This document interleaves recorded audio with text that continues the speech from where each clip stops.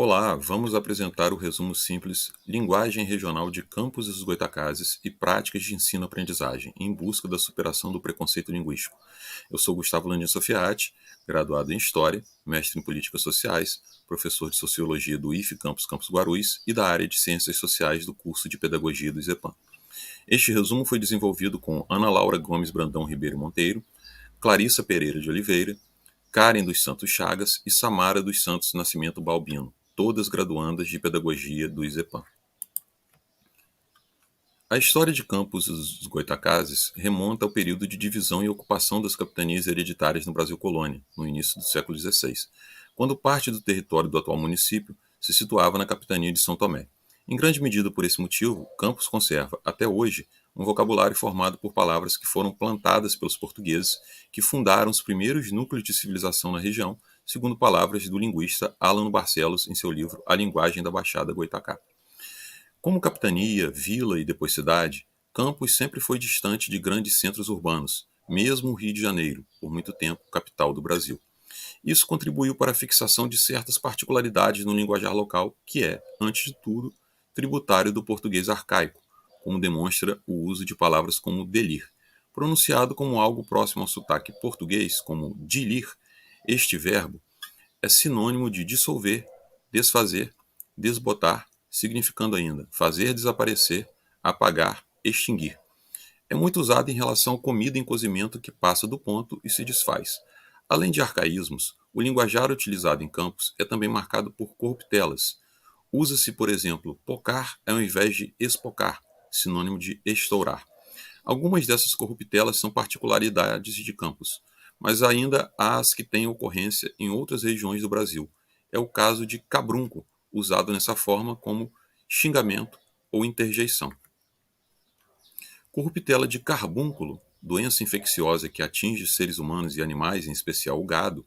Cabrunco é muito comum também no Nordeste brasileiro, como se pode ver no verbete dessa imagem.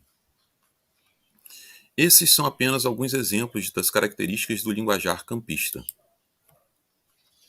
Partindo dessas considerações, o objetivo desse trabalho é discutir e propor práticas pedagógicas que permitam tratar da linguagem regional de Campos na perspectiva descritiva e histórico-crítica da linguística e da sociolinguística, e não segundo a abordagem normativa e elitista da gramática.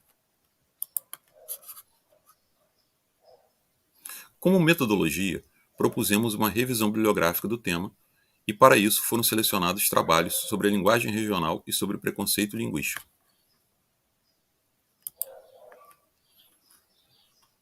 Entre os trabalhos sobre linguagem regional constam A Linguagem da Cana-de-Açúcar em Campos RJ, de Léo Bárbara Machado, e A Linguagem da Baixada Goytacá, de Alano Barcelos. Já entre os trabalhos sobre preconceito linguístico, selecionamos a produção do linguista Marcos Bagno, destacando o título Preconceito Linguístico, o que é, como se faz.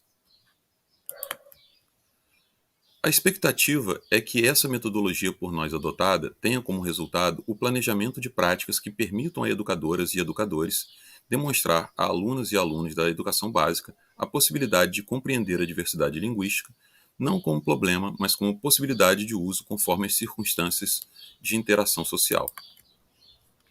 Este resumo apresenta apenas um relato de experiência ainda em curso, que foi proposto a graduandas de pedagogia, partindo da linguagem regional campista como manifestação folclórica que pode ser abordada como conteúdo de história regional e local para a educação básica. As conclusões aqui expostas são, portanto, parciais, mas a expectativa é de que esta pesquisa contribua para docentes e discentes desenvolverem uma formação capaz de superar preconceitos linguísticos e valorizar a ideia de pertencimento regional a partir do linguajar usado em Campos dos Goytacazes. Por fim, deixo aqui essas referências bibliográficas e indicações de fontes consultadas e agradeço a todos e todas.